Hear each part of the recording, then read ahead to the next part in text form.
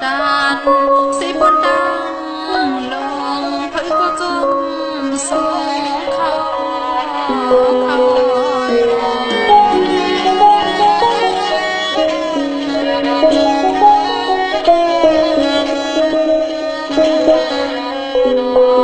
đi nghe ơi một con nước yên hớt dài bị hờ xìa sai giữa khờ liều sai giữa khờ liều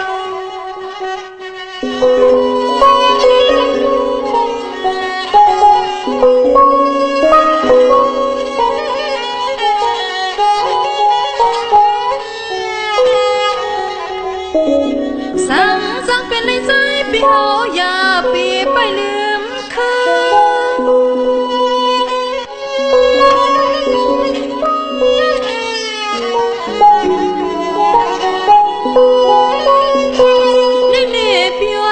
sao anh mi đây bưng hoang tha đang hát su phi mi yo nằm cả đang